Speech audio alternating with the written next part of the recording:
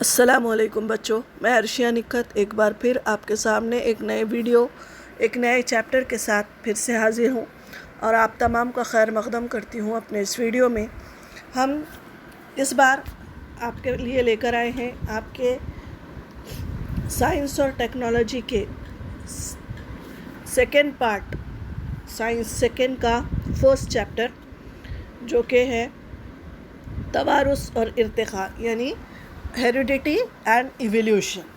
As you all know students, we have already learned about heredity and variation in 9th standard. आपने जो है 9वीं जमात में भी तवारुस और तगय्युर इस टाइटल के तहत जो है आपने एक सबक पढ़ा था। तो उसमें आपने क्या क्या देखा, उसमें आपने जानने की कोशिश की या जाना कि तवारुस किसे कहते हैं, तवारुसी खुसूसियात किस तरह एक नस्ल से दूसरी नस्ल में मुंतकिल होती है, how the genetic characters transfer from one generation to another generation. We have already learned about the experiment of Gregor John Mendel, which he tried to explain with the help of the pea plant, है ना। इसके बारे में भी, यानी मटर के पौधों पर जो मुख्तलिफ़ तजुर्बात किए थे जॉन मेंडल ने, उसके तजुर्बात हमने जो है चार्ट्स वगैरह बनाकर किए थे, आपको याद होगा। फिर उसके बाद हमने जो है मुख्तलिफ़ किस्म की डिसऑर्डर्स, जेनेटिक डिसऑर्डर्स के बारे में हमने पढ़े थे, आपको अच्छे से याद होगा। तो उसी कड़ी को, उसी सिलसिले को बरकरार रखते हुए 10th स्टैंडर्ड में भी आपको उसी से रिलेटेड एक चैप्टर पढ़ना है। उसका नाम है तवारुस और इर्तिक़ा यानी हेरिडिटी एंड इवोल्यूशन। यहाँ पर हेरिडिटी को इन शॉर्ट समझाया गया है, जो आपको 9th स्टैंडर्ड में पढ़े थे आप, उससे आगे प्रोटीन सिंथेसिस के बारे में। और इर्तिक़ा ये एक नया आपके लिए मौजू है, यानी इवोल्यूशन, मरहलेवार तरक्की जिसको हम कहते हैं, इसके बारे में हम पढ़ेंगे। तो ये पहले वीडियो में हम क्या देखने वाले हैं, लेक्चर नंबर 1 के पार्ट नंबर 1 में हम जो समझने की कोशिश करेंगे वो है heredity and heredity changes, hereditary changes यानी तवारुस और तवारुसी तब्दीलियाँ।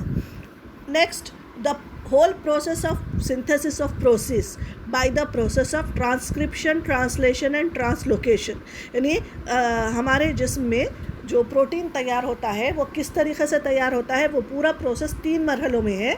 उसको ट्रांसक्रिप्शन, ट्रांसलेशन और ट्रांसलोकेशन कहते हैं। एक और पॉइंट जो मैंने यहाँ नहीं लिखा है वो आपको अगले पार्ट में मिलेगा, वो है जीन म्यूटेशन या नोई तबद्दुल। ठीक है, अब हम आगे बढ़ते हैं तवारुस की तरफ। जैसा कि मैंने आपको बताया कि हमने लास्ट ईयर भी 9th स्टैंडर्ड में भी हमने समझा कि तवारुस या तवारुसी खुसूसियात किस तरीक़े से तब्दील होते हैं। ये आप जानते हैं, तवारुस यानी विरासत में मिलने वाली खुसूसियात जो अगली नस्ल को एक नस्ल मुंतकिल करती है। तो हमारे आबा व अजदाद से, हमारे एंसेस्टर्स से हमको ये विरासत में ये खुसूसियात हमको मिली हैं। We all know that every organism of specific species transfer the genetic characters to their young ones, है ना। अपने जो है हर माँ बाप या हर नस्ल के जानदार, चाहे वो हैवानात हों, इंसान हो, नबातात हों, उनमें जो है, और वो कौन सी चीज़ है जो ये खुसूसियात को ट्रांसफ़र करती है, या वो कौन सा फैक्टर है जिसकी वजह से ये पॉसिबल होता है। It is nothing but the DNA, where it is present. We all know that it is present inside our cell. Suppose this is our cell, inside the cell nucleus is present. In the nucleus genetic जो है material is present. This genetic material is nothing but it is in the form of genes. Yeah, what is gene? Gene is a specific part of our DNA. तो DNA is the genetic material. DNA क्या है? Genetic material है। DNA में ही उसके specific part को ही हम क्या कहते हैं, उसको हम कहते हैं जीन्स। तो इन जीन्स के थ्रू हमारे अंदर क्या होता है, मुख्तलिफ़ खुसूसियात क्या होती हैं, ट्रांसफ़र होती हैं या मुंतकिल होती हैं। अब हम देखेंगे तमाम जानदारों में कि ये जो खसूसियात है एक नस्ल से दूसरी नस्ल में जो मुंतकिल होती हैं, we do not exactly look like our parents. हम एक साथ तमाम इंसान एक जैसे नज़र नहीं आते। We born with some similarities and some variations. हमने ये 9th स्टैंडर्ड में क्यों वेरिएशंस आते हैं, ये ग्रेगर जॉन मेंडल ने पी प्लांट के मुख्तलिफ खसूसियात को लेकर समझाने की कोशिश की थी, वो आप तमाम को भी याद होंगी। तो बस यहाँ पर विरासत में मिलने वाली खसूसियात की वजह से हम अपने जो है वालिदैन की तरह या हम अपने आबा व अजदाद की तरह नज़र आते हैं। इसी को हम क्या कहते हैं, विरासत कहते हैं। यहाँ पर भी ये ग्राफिकली भी मैंने समझाने की कोशिश की है। एक इंसान की जो नस्ल है वो उसमें ज़ाहिरी खसूसियात यानी जो बैरूनी खसूसियात है वो तो सेम होंगी, लेकिन वो जानदार स्ट्रक्चरली सेम होने के बावजूद उसमें कुछ डिफरेंसेस भी होंगे। इसी की वजह से हम तमाम अगर एक जैसे होते तो हर इंसान यानी लाखों करोड़ों अरबों अनगिनत शायद इंसान या अलग अलग किस्म के जानवर इस ज़मीन पर होंगे। एक ही नस्ल के होने के बावजूद भी उनमें कुछ सिमिलैरिटीज़ और कुछ डिफरेंसेस नज़र आते हैं। हर जानदार के बाल सर पर ही उगते हैं, फेस के स्ट्रक्चर में आंखें उसी जगह पर होती हैं, नाक उसी जगह पर, कान उसी जगह पर, सब कुछ एक जैसा होने के बावजूद भी हर इंसान दूसरे इंसान से जुदा नज़र आता है। This is because of the variation, process of variation which we have already learned in the 9th standard। ठीक है, ये हमने 9th standard में पढ़ा हुआ है। I explained it as the revision of your chapter। Okay, now we have already learned that the 50-50 जो है हमारे हर सेल के अंदर क्रोमोसोम्स होते हैं न्यूक्लियस के अंदर। ये जो क्रोमोसोम्स हैं हर एक उसमें हर जानदार में ये क्रोमोसोम्स की अलग अलग जोड़ियां होती हैं। हम इंसानों में ये 46 होते हैं और या 23 पेयर्स की शक्ल में होती हैं। ठीक है, समझ में आई बात।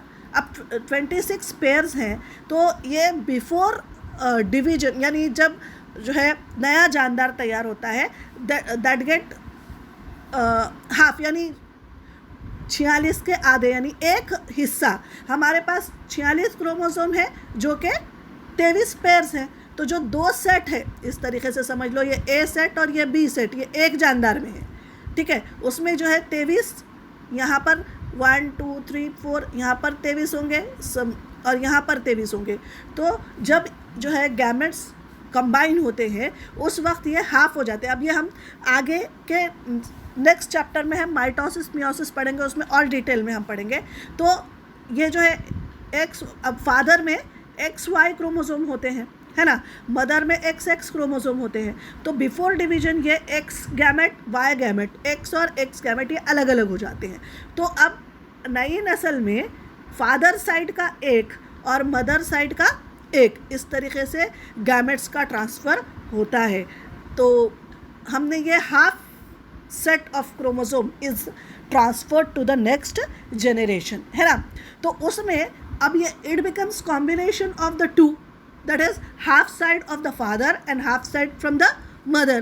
तो ये दोनों के कॉम्बिनेशन से जो जीन्स तैयार होते हैं, जो सेट्स तैयार होते हैं, उसी के कैरेक्टर्स हमको जो है नई जनरेशन में नज़र आते हैं। तो हेरिडिटी एंड इवोल्यूशन में मेन जो फैक्टर या मेन जो बात समझने की है वो यहाँ पर किस तरीके से कैरेक्टर्स जो है ट्रांसफ़र होते हैं, कौन सी चीज़ें उसके लिए responsible. This is our cell and inside the cell the brown part is our nucleus. Inside the nucleus genetic material is present which is in the form of chromosomes and chromosome is made up of the DNA। ठीक है, अब हम यहाँ पर हमारा chapter शुरू करते हैं। सबसे पहले हम इस चैप्टर का तारुफ ले रहे हैं। Heredity, the definition of heredity is the transfer of biological characters from one generation to another generations via genes। यानी एक नस्ल की हयाती खसूसियात जिस जीन के ज़रिए दूसरी नस्ल में मुंतकिल करने का अमल तवारुस कहलाता है। अभी जैसा कि मैंने आपको बताया कि जीन्स के थ्रू ही वो खसूसियात एक नस्ल से दूसरी नस्ल में ट्रांसफ़र होती हैं। जीन क्या है? Gene is a specific part of a DNA which contains specific characters which क्या बोलेंगे, वो आपको आपके जिस्म में मुंतकिल करते हैं मुख्तलिफ खुसूसियात को आपके वालिदैन से आप में। अब हिस्ट्री ऑफ जेनेटिक्स यानी अलग अलग साइंटिस्ट का क्या कंट्रीब्यूशन रहा है, उन्होंने क्या क्या बातें बताई हैं, कब कब बताई हैं, उसको किताब में एक पैराग्राफ के ज़रिए दिया गया है जो बच्चों को थोड़ा सा बोर फील होता है पढ़ने और समझने में। इसके लिए मैंने आपको उसको एक चार्ट की सूरत में आपके सामने पेश किया ताकि आपको आसानी हो। तो सबसे पहले in year 1886 scientist Gregor John Mendel, जिसके बारे में हमने 9th में पढ़ा, तो उसको क्या pioneer of the modern genetics यानी जदीद जनीनियाती साइंस का खालिक वही है, सबसे पहले जिसने जेनेटिक्स के बारे में दुनिया को बताया। तो वो उसका क्या कंट्रीब्यूशन रहा है, अहम किरदार रहा है, उसने क्या दरियाफ्त किया। He explains about the transfer of biological character from one generation to another via genes by performing various experiments on pea plants. उसने मटर के पौधे में मौरूसी खुसूसियात की तवारुस की वजाहत के लिए मरबूत सिलसिलेवार तजुर्बात पेश किए, जिसके ज़रिए हमें ये समझने में आसानी हुई कि किस तरीक़े से जो है मौरूसी खुसूसियात ट्रांसफ़र या मुंतकिल होते हैं। Second, in 1901 Hugo de Vries ने क्या किया, थियोरी ऑफ जीन म्यूटेशन यानी नोई तबद्दुल का नज़रिया पेश किया। यानी म्यूटेशन यानी जीन्स में या जो होते हैं वो हम आगे भी पढ़ेंगे जीन म्यूटेशन क्या है, तो उसकी वजह से अगर चेंज हो जाए तो क्या उसकी क्या वजूहत है, क्यों चेंज होते हैं वो सडनली, तो reason behind the sudden changes, अचानक होने वाली तब्दीलियों की उसने वजूहत बताई। इन 1902 वाल्टर एंड सुटन क्या उनका क्या था मुताले का मौजू क्या था, स्टडी ऑफ क्रोमोसोम्स, क्रोमोसोम का मुताला। उन्होंने सबसे पहले जो है नाकतोड़ा यानी ग्रासोफर के खलियात में क्रोमोसोम की जोड़ियों को ऑब्जर्व किया था।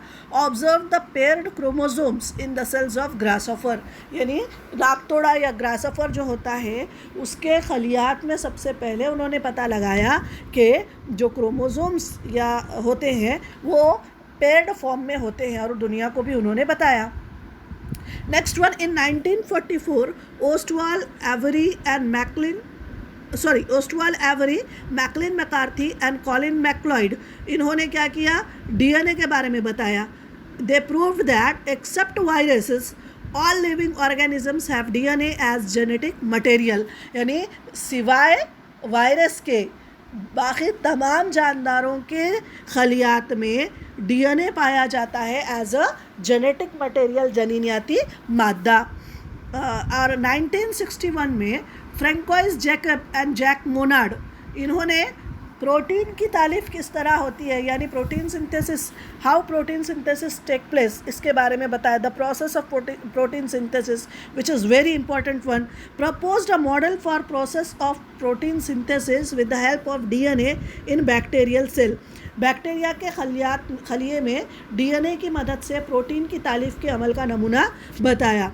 यही जो है बहुत अहम साबित हुआ ये बताने के लिए कि हमारे जिस्म में मुख्तलिफ प्रोटीन किस तरीक़े से तैयार होते हैं, प्रोटीन का क्या किरदार है वो हम आगे देखने वाले हैं next part of the video में। चलिए मैं आपको इन साइंसदानों के फ़ोटो बताती हूँ। मैंने जो सीक्वेंस में इनके नाम हैं 1886 से लेके 1961 तक जो सीक्वेंस में, उसी सीक्वेंस में नीचे साइंसदानों के फ़ोटोज़ और उनके काम को मैंने आपको बताने की कोशिश की है। यह है ग्रेगर जॉन मेंडल, जिसको जदीद जनीनियात का जो है फादर ऑफ मॉडर्न जेनेटिक्स कहा जाता है। यह है ह्यूगो डी रिविस, इसने जो है जीन म्यूटेशन को समझने में मदद की। ये जो है वाल्टर एंड सुटन, इसमें सुटन की फ़ोटो नहीं है, ये वाल्टर है। इसने जो है नाकतोड़ा के खलियात यानी ग्रासोफर के सेल्स में क्रोमोसोम की जोड़ियों को बताया। ये तीनों की जोड़ी है ओसवाल्ड एवरी, मैकलिन मैकार्थी और कॉलिन मैक्लॉयड। ये तीनों ने जो है ये साबित किया कि वायरस के अलावा तमाम जरासीम और जानदारों में डीएनए ही विरासती वसीला है। उसके बाद यह है फ्रैंकोइस जैकब और जैक मोनार्ड, जिन्होंने जो है प्रोटीन सिंथेसिस के अमल को बताया बैक्टीरिया के खलियात के ज़रिए से। तो ये जो जैकब मोनार्ड और फ्रैंकोइस जैकब है, इनके बताने से या प्रोटीन सिंथेसिस के अमल का जो इन्होंने नमूना पेश किया, ये हमारी दुनिया के लिए बहुत ज़्यादा कारआमद साबित हुआ। किस तरीके से हुआ देखें, क्या हुआ। After the discovery of process of protein synthesis it helps to uncover the genetic codes hidden in DNA. DNA में जो जेनेटिक कोड्स होते हैं, जनिनियाती कोड, उनको समझने में मदद मिली। Development in the field of genetic engineering takes place, यानी जनिनियाती इंजीनियरिंग के मैदान में तरक्की हुई। The techniques of recombinant DNA technology is emerged. Gene technology के जरिए दोबारा तश्कील पाने वाले डीएनए टेक्निक का ज़हूर हुआ, यानी एक से दूसरे टाइप के जो डीएनए रिकम्बाइन होकर जो नया टाइप का जेनेटिक मटेरियल तैयार होता है वो समझने में मदद मिली। अब ये जो साइंस ऑफ हेरिडिटी या विरासती साइंस जो है, तवारुसी साइंस, उसके क्या क्या फ़ायदे दुनिया को हुए, उससे क्या क्या दुनिया कर पाई। तो पहला है डायग्नोसिस ऑफ जेनेटिक डिसऑर्डर्स, यानी जनिनियाती नक़ाइस की तशख़ीस। Treatment and prevention of hereditary disorders, जनिनियाती बेकायदगियों और उन बेकायदगियों के इलाज के बारे में लोगों को मालूम हुआ। Production of hybrid varieties of animals and plants, यानी हैवानी और नबाती मखलूत नस्ल की तैयारी, वो हम आगे देखेंगे इससे क्या फ़ायदा हुआ। हमने शायद 8th स्टैंडर्ड में भी पढ़ा था कि जो हाइब्रिड वैरायटी है, जो मेंढे तैयार हुई थी सबसे पहले, है ना, डॉली जिसका नाम था, ये मखलूत नस्ल है। और नबातात के भी कई मखलूत नस्लें तैयार हो चुकी है, उसके बारे में भी हमने पढ़ा हुआ है।